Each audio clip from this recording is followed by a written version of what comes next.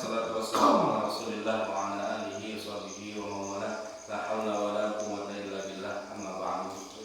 Alhamdulillah, segala puji syukur kehadirat Allah Subhanahu wa taala yang telah mengkaruniakan kita waktu dan juga rezeki yang begitu luar biasa sehingga kita bisa melaksanakan sholat subuh berjamaah, dilanjutkan dengan menghadiri majelis ilmu di tempat yang mulia ini. Semoga Allah Subhanahu wa taala mencatatkan kita subuh hari ini menjadi amal terbaik di sisinya. Amin ya Allah.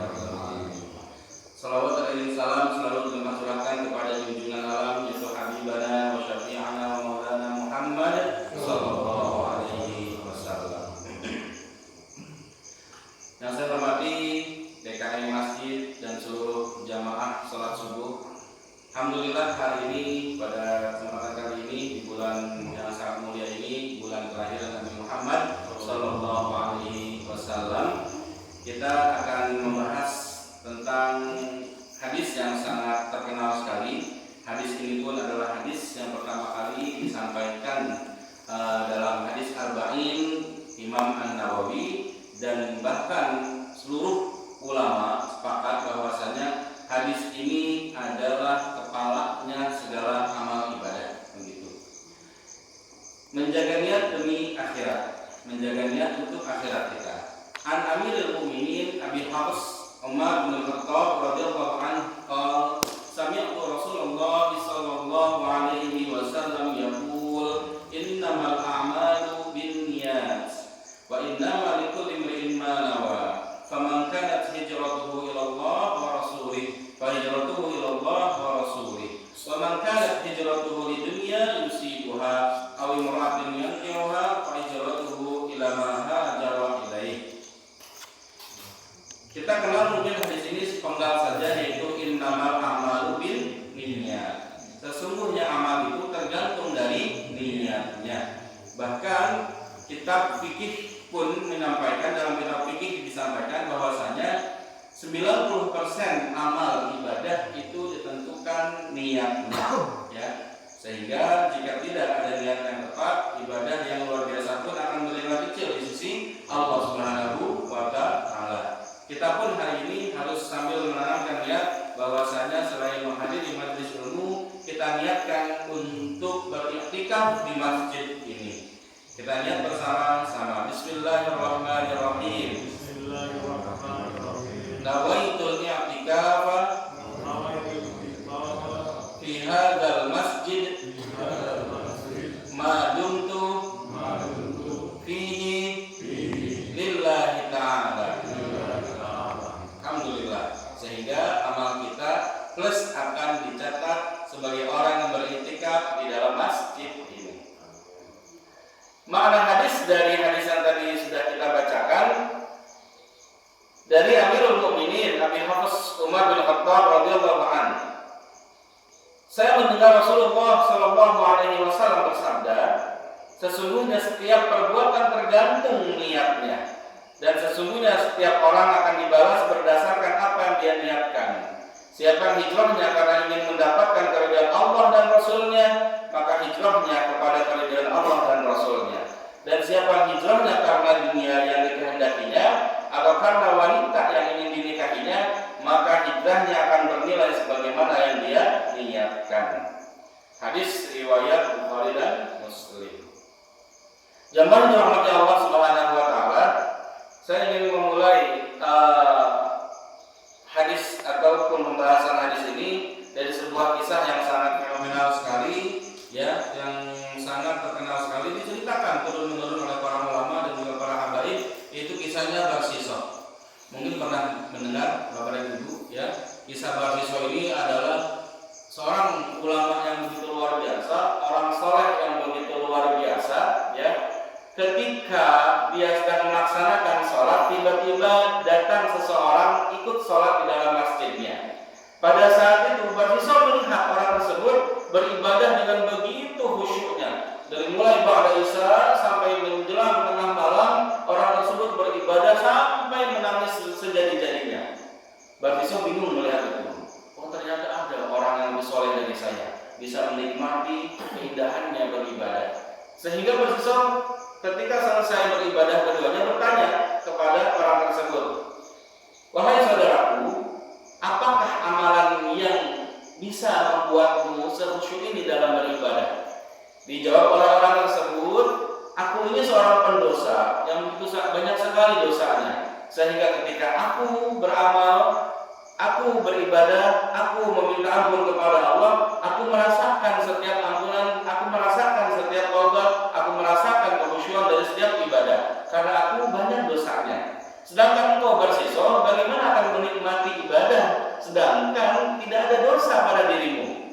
Bersisol mulai kepikiran, ya juga ya, gimana mungkin saya bisa menikmati taubatnya seorang yang meminta ampun sedangkan saya tidak pernah berdosa. Mulai terpancing bersisol. Pada saat itu kesempatan itu langsung diambil oleh orang tersebut, lalu mengatakan, ya sudah, sekarang kau cobain deh dosa, ya, dosa yang besar, tapi jangan dosa kecil. Kalau dosa kecil pasti setiap manusia akan melakukannya, tapi dosa besar belum tentu setiap manusia akan melakukannya. Ya sudah, dosa apa kira-kira yang cocok buat saya? Sampai nanya begitu ya. akhirnya ditawarkan dosa yang pertama adalah, cobalah engkau membunuh orang lain, ya, membunuh orang lain, agar ketika engkau bertobat merasakan bagaimana nikmatnya taubat-taubatan nasuha. Dijawab oleh bersisol, mungkin aku bisa membunuh orang lain, aku tidak tega untuk membunuh orang lain, dosa yang lain deh yang lebih ringan.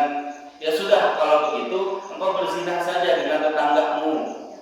Ini lebih berat juga, ya, saya nggak sanggup untuk berzina nih, tidak bisa saya melakukannya, saya takut kepada Allah Subhanahu wa Ta'ala. Ya sudah, kalau begitu engkau cicipin aja deh itu khamr, engkau cobain deh mabuk 1 kali aja.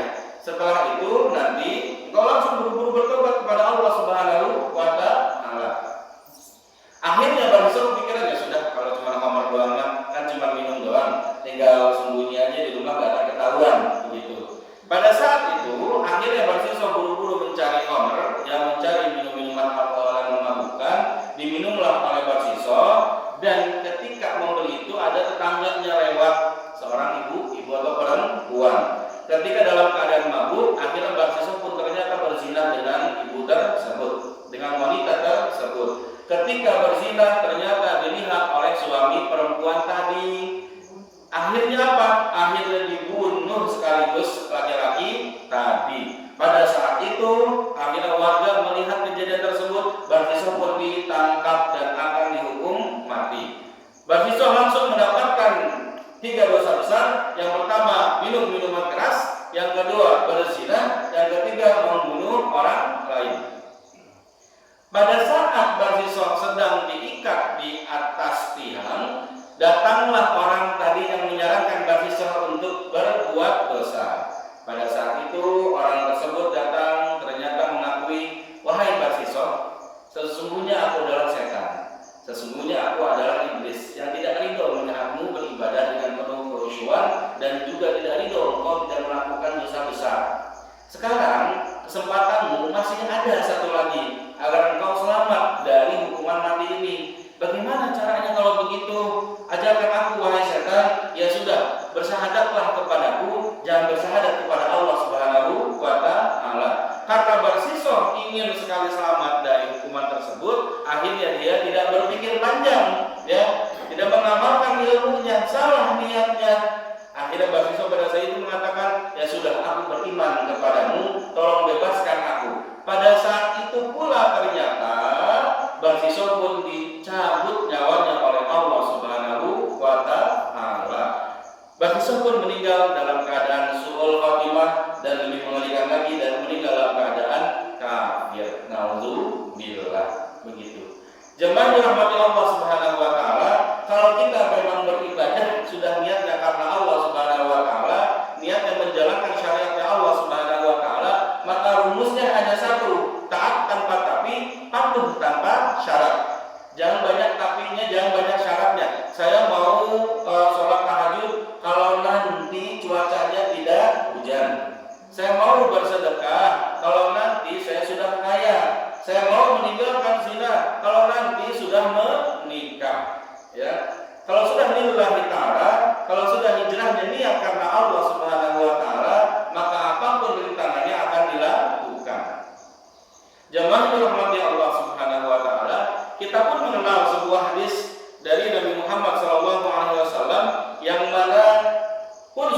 masyhur yang kita dengar dari hadis Imam Bukhari dikatakan ada seorang pelacur yang ketika itu ya sebelum meninggalnya sempat memberi minum seekor anjing. Ketika dia kehausan, perempuan tadi turun ke bawah sumur, akhirnya dia menggigit sepatunya, ya dalam kisahnya kan seperti itu. Dia menggigit sepatunya, sepatu yang berisi air. Dulu itu Pak, di zaman dahulu, zaman salafus saleh, zaman tabi'in, zaman Rasul, kan sulit sekali menemukan sepatu-sepatu yang bagus ya. Adapun khuf itu sepatu terbuat dari kulit yang mana tahan air, sehingga kalau air dimasukkan ke situ itu tidak akan tembus begitu. Nah pada saat itu si perempuan tadi mengambil air dengan sepatunya sambil digigit naik ke atas sumur. Saat di atas sumur lalu diberikan sepatunya kepada seekor anjing. Pada saat itu ternyata dia meninggal, dan meninggalnya penuh dengan ridhonya Allah Subhanahu wa taala karena dia beramal dengan amalan yang tulus, niat ikhlas tanpa embel-embel dunia sedikit pun. Akhirnya dia menjadi penghuni surga. Tapi hadis ini jangan dipahami secara keliru. Kenapa? Banyak orang memahami, ya sudah kalau begitu kita bermaksiat dulu aja, nanti kan di akhir bisa bertaubat. Masalahnya hingga hari ini tidak ada seorang pun yang menggaransi akhir hayatnya bisa husnul khotimah. Tidak ada yang bisa menjamin besok masih hidup. Sehingga jangan sampai berani-berani mencoba untuk bermaksiat sekecil apapun, karena dikhawatirkan ketika bermaksiat justru pada saat itu ajal menjemput. Tugas kita adalah tetap menggenggam hidayah Allah Subhanahu wa taala, berusaha sebaik mungkin beramal saleh kapanpun dan dimanapun. Oleh karena itu kita meminta kepada Allah Subhanahu wa taala minimal 17 kali. Meminta apa? Meminta hidayah. Ihdinas siratal mustaqim. Ya Allah, tolong tunjukkanlah hidayah kepadaku agar aku terus meniti jalan-Mu yang lurus. Jemaah dirahmati Allah Subhanahu wa taala, dari hikmah hadis ini kita bisa lihat bahwasanya Imam Syafi'i menyatakan bahwa hadis ini bisa masuk dalam 70 bab fikih, Masya Allah ya. Dari satu hadis ini bisa masuk dalam 70 bab fikih. Bahkan ulama lain mengatakan bahwasanya hadis ini sebagai thuluthul Islam, sepertiganya Islam. Padahal semua di sini ya, innamal amal bin niyat. Innamal amal bin niyat. Udah cukup segitu aja nggak apa-apa ya. Mau versi panjangnya boleh, silakan. Kemudian di sini yang kedua, tidak mungkin suatu amalan itu ada kecuali sudah didahului niat. Jemaah dirahmati Allah Subhanahu wa taala. Ketika bapak dan ibu misalnya ingin melaksanakan puasa ya, kalau tidak diniatkan terlebih dahulu, maka puasa tersebut hanya bernilai diet saja. Begitu ya. Tapi kalau diniatkan terlebih dahulu di malam hari, misalnya untuk puasa wajib ada niat waktunya, ada waktu niatnya, yaitu di malam hari. Untuk puasa sunnah boleh niat kapan saja ya, ketika dengan syarat kita belum makan dan minum dari pagi. Misalnya bapak pulang ke rumah, ternyata sampai ke rumah ibu belum masak sarapan, bapak boleh mengatakan kalau begitu aku puasa hari ini. Itu cakep banget itu, ngomong depan istri apalagi, langsung istri terharu pasti Pak. Dicoba ya kalau bisa ya. Istri yang belum sempat masak langsung nanti bilang kalau begitu aku puasa, tapi niatnya bukan untuk nyindir istri loh ya. Lu mohon maaf Pak nggak masak, nggak begitu niatnya karena Allah supaya bernilai akhirat begitu. Jadi itu niat itu menentukan amal. Ada juga ya yang mengatakan bahwasanya boleh tidak kita niat puasa sunnah plus puasa wajib dalam satu waktu. Apalagi ibu-ibu nih yang punya banyak hutang puasa misalnya, ingin melaksanakan puasa besok di hari Senin ya, tapi masih punya hutang qadha, bagaimana? Niatnya qadha saja, jangan niat puasa sunnahnya. Agar apa? Agar nanti qadha terbayarkan, sunnahnya dapat. Kenapa? Karena yang besar itu bisa mencakup yang kecil, tapi yang kecil tidak bisa mencakup yang besar. Sehingga nanti bapak dan ibu, jika ingin niat puasa sunnah, masih punya hutang puasa qadha atau puasa wajib lainnya, contoh nazar, puasa nazar, maka niatkan puasa nazar misalnya di bulan Rabiul Awal gitu ya, di pertengahan bulannya di hari Senin, maka insya Allah akan mendapatkan keutamaan puasa sunnah begitu. Jemaah yang dirahmati Allah Subhanahu wa taala, yang ketiga hikmah dari hadis ini Setiap orang akan mendapatkan apa yang dia niatkan. Itu ya. Sehingga Nabi Muhammad SAW mengatakan nanti itu pada saat hari perhitungan di hadapan Allah Subhanahu wa taala akan banyak sekali orang-orang yang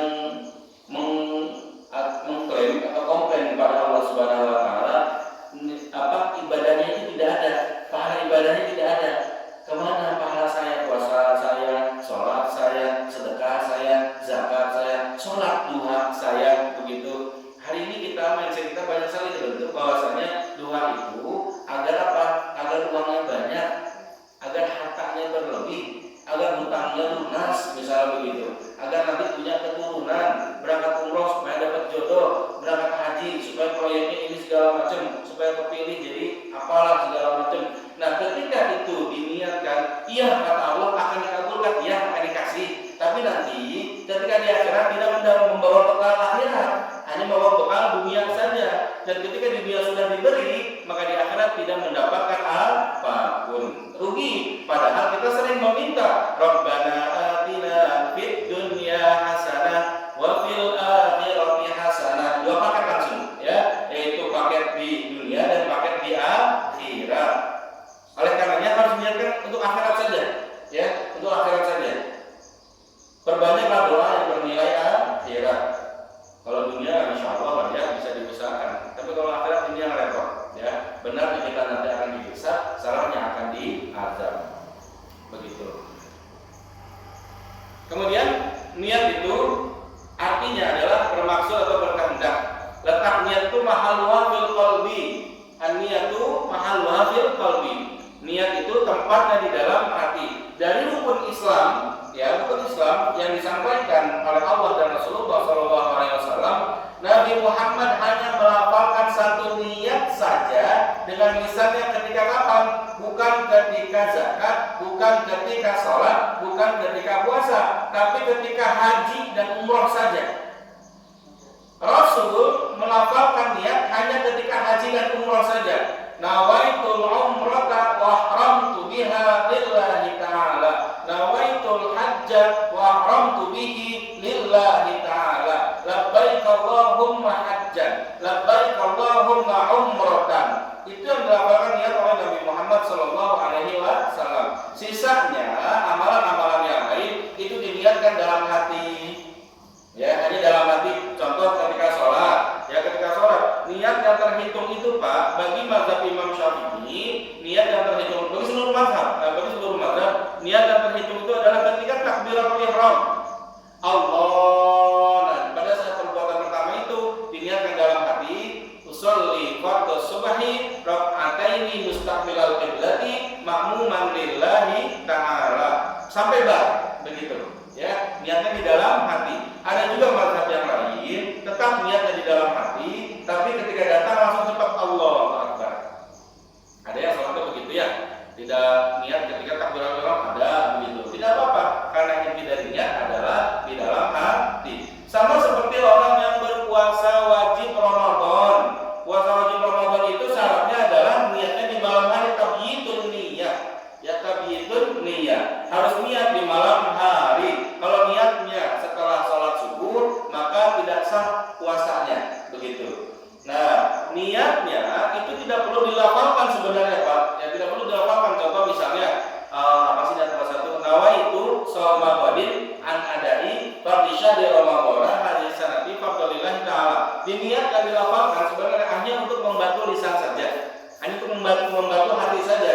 Lisan ini untuk membantu hati agar mudah untuk melafalkan niat supaya tidak salah. Pun sama ketika sholat pun sama, ya. Saya tadi pun sama membaca usolli fardhu subhi, saya lafalkan niatnya. Usolli fardhu subhi agar apa? Agar ketika takbiratul ihram nanti niatnya sudah mantap. Begitu. Hukum dilafalkan niat bagi mazhab Imam Syafi'i itu sunnah. Begitu ya. Bagi mazhab yang lain ya tidak perlu dilafalkan, tapi bagi mazhab Imam Syafi'i itu sunnah. Mungkin bapak-bapak pun tadi atau ibu-ibu tadi ada yang melafalkan niat usolli fardhu subhi, usolli fardhu zuhri, itu tidak apa-apa ya. Atau niat puasa disebutkan dilafalkan nawaitu shauma ghadin an adai fardhi syahri, nawaitu an ukhrija zakatal fitri, misalnya begitu, itu tidak apa-apa, tapi intinya tetap di dalam hati, begitu.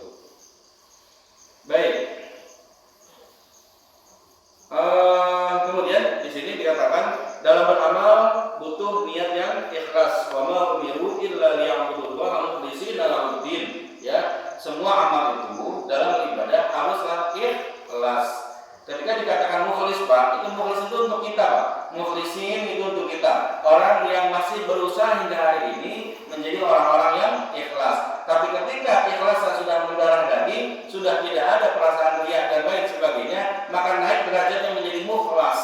Begitu. Ya. Di Al-Quran disampaikan ada mukhlis, ada mukhlas. Mukhlis itu untuk kita nih, untuk orang-orang yang masih berusaha untuk ikhlas. Tapi kalau sudah derajat dengan Nabi dan Rasul, Allah Subhanahu wa taala menyampaikan apa? Mereka adalah orang-orang yang mukhlasan. Begitu. Orang-orang yang sudah derajatnya sampai niatnya itu betul-betul karena Allah Subhanahu wa taala.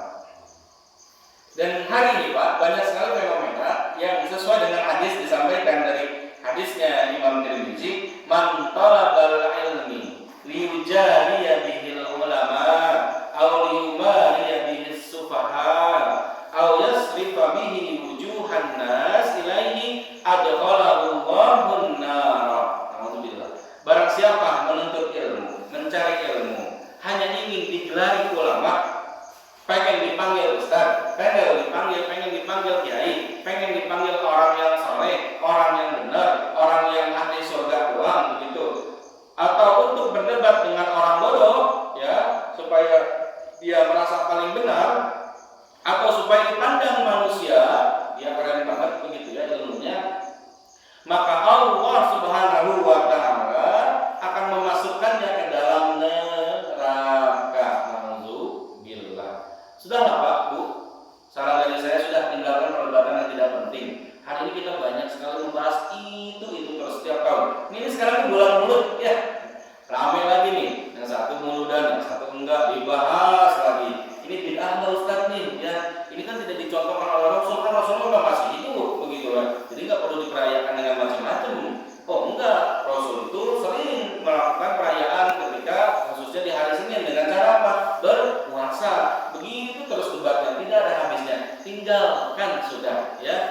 Tinggalkan saja sudah. Kalau Bapak dan Ibu yakin ada mauludan, ya sudah silakan rayakan mauludan gitu. Kalau tidak meyakini, ya sudah tinggalkan. Tapi tetap jangan lupa untuk bersolawat, perbanyak amal soleh khusus di bulan Rabiul Awal ini. Begitu. Karena ulama itu Pak melakukan, sebenarnya kita ngerti dulu nih, ada maulid, ada maulud kan gitu ya. Ini beda nih. Acara apa? Acara maulid. Maulid ini Pak waktu kelahirannya. Maulid itu waktu kelahirannya. Waktu kelahiran Nabi Muhammad SAW itu di hari Senin 12 Rabiul Awal. Maulid, iya maulid. Kalau maulud itu orangnya Pak, ya. Mauludun Nabi, ya mauludun Nabi. Makanya kalau Bapak itu berangkat haji atau umroh, nanti biasanya akan dibawa ke tempat Maulidun Nabi, Maulidun Nabi, tempat kelahiran Nabi yang sekarang diabadikan menjadi perpustakaan. Ya, tempat terletaknya di samping air Zam-Zam yang pakai keran.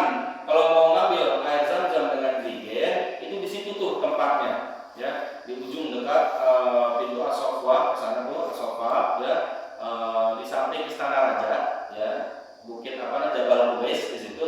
Nah itu adalah Maulidun Nabi, tempat lahirnya Nabi. Kalau Maulud itu orangnya, sehingga sebenarnya tidak ada masalah antara Maulid dan Maulud. Ya, yang jadi masalah adalah biasanya perayaannya yang berlebihan. Ya, perayaan yang berlebihan ini yang menjadi masalah. Nggak punya, punyain. Atau sengaja ngeluarin anggaran kantor untuk acara Maulid. Ya, ini sebenarnya tidak baik kalau berlebihan.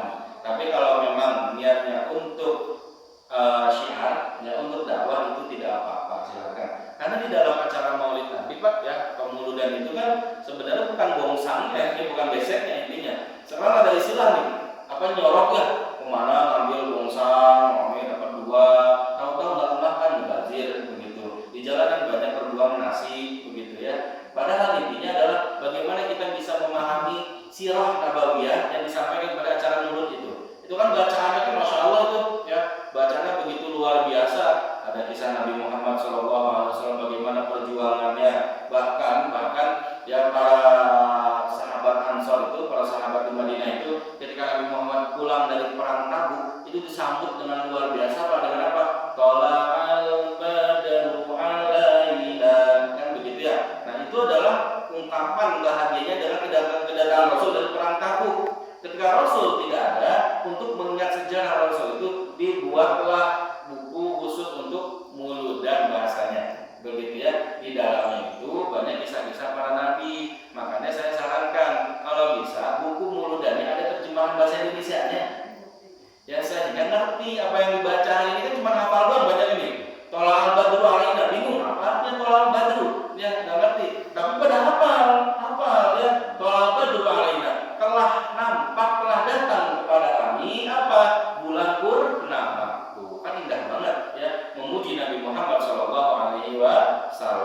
Hari ini pun kita dihebohkan dengan kasus karikatur Nabi Muhammad SAW. Ya kalau saya pribadi harus merasa tersinggung, ya harus merasa sakit. Kenapa? Karena Rasul kita sedang dihina.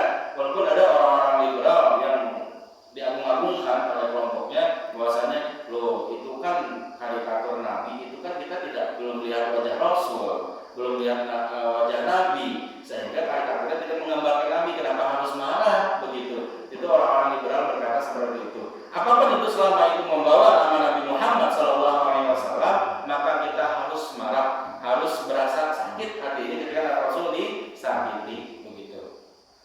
Jamaah dirahmati Allah Subhanahu wa taala.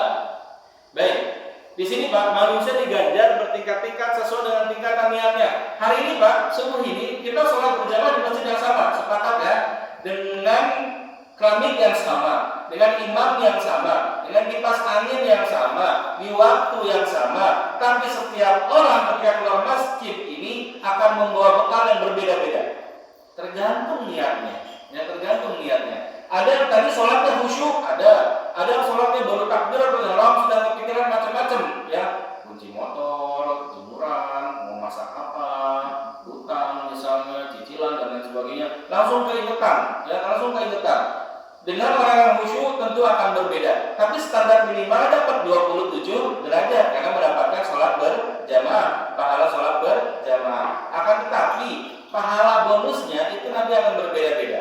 Sehingga bisa jadi ada yang sholatnya sama, namun ganjarannya berbeda. Sholatnya iya berjamaah di satu masjid yang sama, di waktu yang sama, akan tetapi niatnya berbeda-beda sehingga bekalnya pun akan berbeda. Bahkan Nabi Muhammad SAW menyatakan tentang para sahabat yang hidup bersamanya, la tasubbu ashabi, falau anna ahadakum anfaqa mithla Uhudin zahaban ma balagha mudda ahadihim wala nasifahu. Janganlah kalian mencela sahabatku seandainya salah seorang di antara kalian menginfakkan emas semisal gunung Uhud. Gunung Uhud kan gede banget Pak. Nah, kalau kita berinfak bersedekah sebesar gunung Uhud, maka itu tidak bisa menandingi satu mudnya infak sahabat. Oh, masya Allah. Saking niatnya begitu luar biasa para sahabat itu beramal soleh. Satu mud itu kan segini Pak. Ya, dibandingkan dengan gunung Uhud gitu loh, masya Allah. Makanya Pak, sampai dikatakan oleh para ulama ya, seandainya iman dan takwanya umat akhir zaman ini dikumpulkan menjadi satu, maka tidak akan bisa menandingi beratnya takwa Abu Bakar As-Siddiq. Masya Allah. Kita dikumpulkan Pak, ya keimanan dan takwa kita ditimbang dengan satu sahabat Abu Bakar saja, maka tidak bisa mengalahkan iman dan takwanya Abu Bakar As-Siddiq. Apalagi infaknya tidak main-main, begitu ya. Infaknya para sahabat itu sampai miliaran. Imam Sayyidina Ali, Abu Bakar, Utsman, Umar, masya Allah berinfaknya. Mereka berinfak dengan nilai yang besar, pahalanya juga ternyata besar. Kenapa? Karena sanggup menjaga hatinya. Hari ini Pak, banyak sekali orang berinfak udah mas sedikit, tapi pamernya banyak, gitu loh. Infaknya masih sedikit, amalnya mungkin 2 juta, sedekahnya mah, tapi pamer fotonya kemana-mana, statusnya ada di mana-mana. Alhamdulillah hari ini sudah sedekah dengan anak yatim, begitu ya. Itu sayang sekali mubazir ya. Mubazir kenapa? Karena hanya akan mendapatkan nilai pujian manusia, tapi tidak mendapatkan pujian dari sisi Allah Subhanahu wa taala. Sayang sekali. Jamaah yang dirahmati Allah Subhanahu wa taala, niat itu terbagi menjadi 2. Yang pertama, niat yang ditujukan kepada siapa amalan itu, ya, al-ma'mul lahu, bahasanya itu, bahasa Arabnya al-ma'mul lahu. Contoh, niat salat, niat puasa, itu kan ada tujuannya kepada Allah Subhanahu wa taala. kebiasaan rutinitas. Contoh apa? Diet, ya berbicara. Kalau kita diniatkan karena Allah, maka menjadi nilai rutinitas biasa saja, gitu. Tidak ada nilai pahala sedikit pun. Sama Pak, ya. Kalau kita setelah sholat subuh tidak diniatkan iktikaf di masjid, nah kita harus ngerti. Rasul itu ketika menjelang syuruk, kita kan suka menyebut syuruk nih setelah sholat subuh. Apa sih amalan dilakukan Rasul? Apa kira-kira Pak? Bu? Membaca Quran. Quran tepat? Berzikir, betul, berzikir. Ya, jadi Nabi Muhammad SAW ketika selesai sholat subuh itu berzikir. Pertanyaannya zikir apa yang Rasul baca? Kan zikir banyak nih. Jadi kita beramal harus ada tuntunannya Pak, harus ada dalilnya nih. Supaya apa? Supaya pas dengan apa yang Rasulullah SAW sampaikan, lakukan begitu. Tidak masalah, memang benar. Zikirnya umum boleh silakan. Tapi supaya afdol adalah zikir yang sesuai dengan Rasulullah amalkan. Apa? Yaitu Rasulullah SAW, Nabi Muhammad SAW ketika menunggu syuruk supaya mendapatkan nilai pahala haji dan umrah, kan gitu ya. Itu melakukan zikir istighfar saja. Ya, perbanyak istighfar, masya Allah. Subuh itu Pak, boleh dikatakan setelah sholat subuh itu kan kita belum melakukan dosa apapun. Kita berangkat dari rumah masih gelap, buat melihat yang tidak baik itu kan susah. Ya, saya tadi berangkat dari rumah misalnya dari jam 3. Dari jam 3 itu masih kosong jalanan tuh, sepi, paling anak-anak muda aja yang mungkin habis begadang. Tapi itu melihat perempuan yang auratnya terbuka itu tidak ada, ya. Mata kita masih bersih gitu loh. Pendengaran kita belum ada orang yang gosip pagi-pagi, nggak ada di pinggir jalan orang yang gosip, nggak ada, itu sepi banget ya. Sampai ke sini kalau kita melaksanakan sholat subuh, kita melaksanakan dari qabliyah, setelah itu kita langsung beristighfar. Apakah bersih itu? Bersih banget itu, masya Allah ya. Setelah melaksanakan sholat subuh langsung beristighfar. Istighfarnya boleh minimal astagfirullahaladzim, astagfirullahaladzim. Boleh tidak pindah tempat? Gitu pertanyaan sekarang. Boleh tidak? Kita kan bahasa hadisnya orang yang tidak beranjak dari tempatnya lalu dilanjutkan dengan menanti syuruk dan dilanjutkan sholat sunnah 2 rakaat maka mendapatkan pahala haji dan umrah. Sekarang pertanyaannya, boleh tidak pindah tempat dari tempat itu? Bapak udah pernah syukur? Ya, tidak. Ada masih di tempat dari sholat subuh? Udah nggak ada ya? Udah nyebar. Mungkin soal ibu-ibu mungkin ya. Nah, ini sudah pindah tempat. Itu dibolehkan, ya, dibolehkan. Silakan. Ada yang pengen ada kebutuhan hajat, pengen buang air dari kamar mandi ke toilet, itu silakan, tidak apa-apa. Jangan ditahan-tahan, aku nanti nggak dapat pahala haji nih kalau sampai ke toilet nih. Kalau nanti nggak dapat pahala sunnah apa segala macam, enggak boleh, silakan. Tetap pindah. Selama amalannya sesuai, yaitu beristighfar, begitu ya. Istighfar, tapi tolong jangan dibarengi main HP ya. Saya kadang-kadang udah capek kan istighfar, agak capek juga kalau kebanyakan. 1 jam gitu ya, suka pegal tuh, aduh ngapain lagi, bingung. Maka ganti amalan tersebut dengan apa? Membaca Al-Quran, begitu.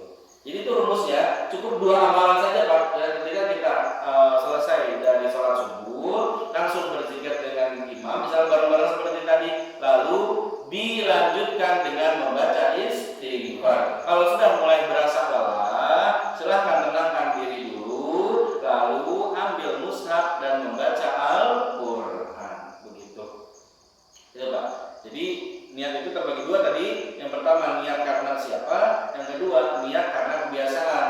Kalau niat karena kebiasaan maka tidak bernilai pahala, begitu.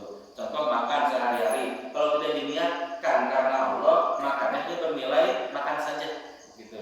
Tapi kalau Bapak kan saya niat makan ini agar ibadah saya lebih maksimal, agar ibadah saya lebih khusyuk, maka nanti akan bernilai pahala. Saya niat minum ini agar apa? Agar bernilai ibadah kepada Allah Subhanahu wa Ta'ala, begitu.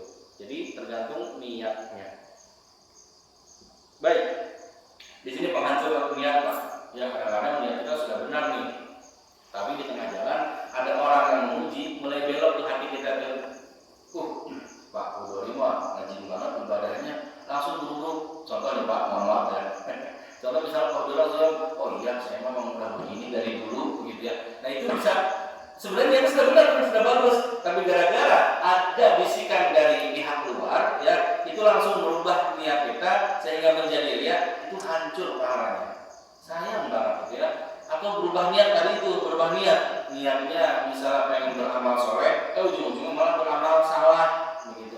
Ini pun akan menjadi penghancur niat. Tapi Pak, Bu, yang dirahmati Allah Subhanahu wa taala, dalam Islam ini alhamdulillah Pak, kita ini diberikan Masya Allah pahala yang potensi pahala begitu luar biasa. Pertama, kalau kita baru niat saja sudah dicatat sebagai orang yang berpahala niat begitu. Ya, kalau kita berniat saja sudah dicatat pahala niatnya. Kalau sudah dilakukan, nah baru akan dikalikan 10. Man ja'a bil hasanati falahu asyru amsalihha. Orang yang melakukan satu amal hasanat itu Pak adalah prosesnya gini Pak, dari Al-Qur'an itu Pak. Ketika kita ingin mengatakan hasanat, Rabbana atina fid dunya hasanah. Prosesnya pertama adalah dimulai dari amal dulu. Amalnya harus apa? Amal itu ada amal soleh, ada amal salah kan begitu ya. Amalnya harus amal soleh. Kalau amal soleh ini dibarengi dengan iman, dan amal ini ikhlas karena Allah Subhanahu wa taala, baru menjadi amal hasanah. Itu prosesnya. Makanya Allah Subhanahu wa taala selalu mengatakan alladzina amanu wa amilus sholihat. Harus satu paket. Ketika dia sudah beriman dan beramal soleh, amal solehnya ikhlas karena Allah, lalu diterima oleh Allah Subhanahu wa taala, baru itu menjadi hasanah. Itu prosesnya. Begitu. Makanya kita dalam berdoa tidak pernah mengatakan Rabbana atina amal soleh. Ya kan nggak pernah ya. Tapi apa? Rabbana atina fid dunya hasanah. Gitu. Tidak amal soleh. Gitu ya. Kemudian adalah berharap kepada selain Allah. Nah ini yang repot nih ya. Berharap kepada selain Allah. Banyak banget orang-orang beribadah niatnya karena dunia. Sholat duha itu Pak. Sholat duha itu kan bukan dalam hadisnya soalnya kalau dikatakan sholat duha itu bukan agar menjadi orang kaya, bukan. Sholat duha itu adalah kita sedang bersedekah kepada 360 sendi kita Pak. Ya. Kita sedang bersedekah kepada 360 sendi kita, Masya Allah. Amalannya kecil tapi nilainya besar di sisi Allah Subhanahu wa taala, bahkan nilai kesehatan itu ada. Ya. Kita sedang bersedekah kepada 360 sendi kita. Jadi kalau Bapak dan Ibu berniat dalam ibadah hanya untuk urusan dunia, sayang kalau kata saya sayang.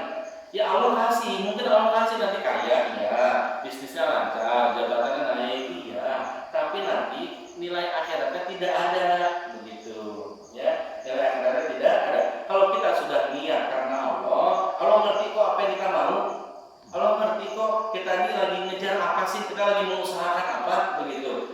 Niatnya sudah karena Allah, tetap minta mau boleh, tapi jangan diniatkan kita lihat dua, kemana supaya inilah nanti naik atau ketika interview nanti dimudahkan, gitu ya. Saya kurang sepakat juga ketika ada yang ketika interview baca ini dah Alam Nasroh, baca ayat kursi, baca Yasin, begitu ya, supaya nanti dimudahkan. Saya kurang sepakat apa? Karena bacaannya diniatkannya salah, gitu loh. Ya. Sudah kalau mau baca saja karena Allah begitu. Dan minta kepada Allah, ya Allah, dengan wasilah keberkahan dari ayat-ayat ini, tolong mudahkan ya Allah, begitu. Jangan diyakinkan karena Alam Nasrohnya, jangan. Orang-orang yang hari ini meruqyah atau diruqyah misalnya dengan ayat-ayat Al-Qur'an pun banyak yang keliru dalam niatnya. Kenapa? Mereka meyakini bahwasanya ayat Al-Qur'an itu sanggup mengusir jin dan setan, padahal jin dan setan bisa baca Al-Quran. Gimana mau diusir orang dia juga baca? Bisa jadi dia lebih fasih bacaannya daripada kita, begitu. Tapi niatnya kalau sudah karena Allah, surah Al-Baqarah ini saya baca karena Allah, ya, karena Rasul yang nyuruh, karena Allah yang memerintah. Tolong ya Allah dengan keberkahan wasilah surah ini, tolong usirlah gangguan jin dari rumah saya, kan begitu bahasanya. Jadi jangan diyakini karena udah baca Al-Baqarah Ustaz, tapi kok jinnya masih ada aja, gitu ya. Saya masih begini aja, karena salah niat. Tidak ada sesuatu pun di atas muka bumi ini yang bisa memberikan manfaat dan bahaya kecuali dengan izin Allah Subhanahu wa taala. Jemaah dirahmati Allah Subhanahu wa taala. Nah, sekarang permasalahannya lagi ada nih, biasanya jika sudah berniat tapi datang udzur syar'i, bagaimana? Contoh misalnya ibu-ibu pengen menghafalkan Al-Quran dan sudah biasa membaca Al-Quran. Kita dan bapak biasanya itu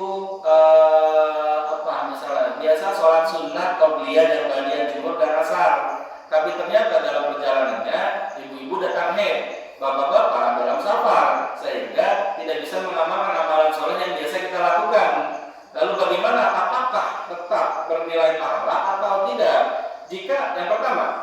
terbagi menjadi dua kondisi. Yang pertama, jika sudah menjadi rutinitas itu tetap berpahala.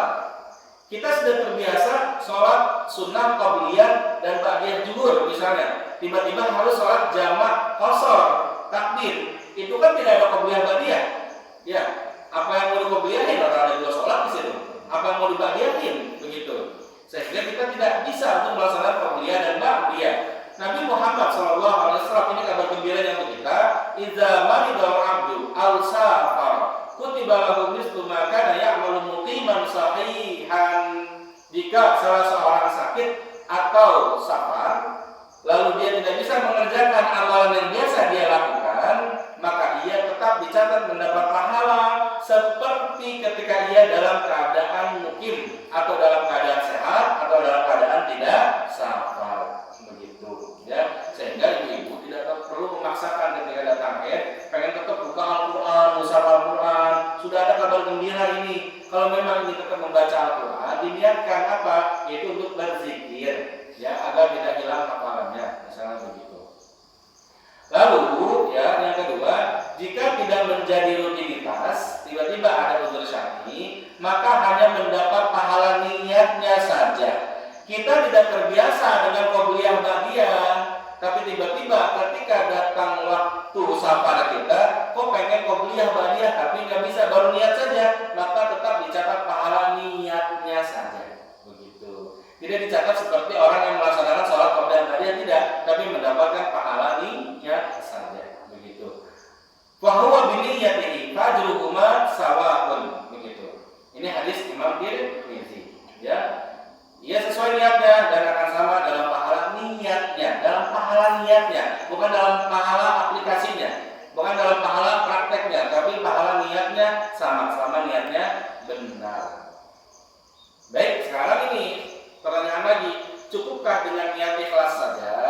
Begitu. Beramal itu cukup tidak? Harus berniat ikhlas saja? Ternyata tidak cukup niat ikhlas saja, harus sesuai dengan tuntunan Nabi Muhammad SAW. Dalam bahasa kita, bahasa agamanya adalah ittiba. Ittiba itu mengikuti ajaran Nabi Muhammad SAW. Fudail bin Iyad rahimahullah mengatakan, innal amala idza kana khalisan wa lam yakun shawaban lam yaqbal, wa idza kana shawaban wa lam yakun khalisan lam yaqbal aw lam yuqbal, hatta yakuna khalisan wa shawaban fal khalis ay yakuna lillah wa shawab ay yakuna 'ala sunnah. Yang namanya amalan itu jika niatnya ikhlas namun tidak benar, gitu ya, ikhlas namun tidak benar, maka tidak diterima. Sama halnya jika amalan tersebut benar namun tidak ikhlas juga tidak diterima. Begitu. Amalan tersebut barulah diterima jika ikhlas dan benar. Jika ikhlas dan benar. Yang namanya ikhlas berarti niatnya untuk menggapai ridha Allah saja, sedangkan yang disebut benar jika sesuai dengan petunjuk Nabi Muhammad SAW.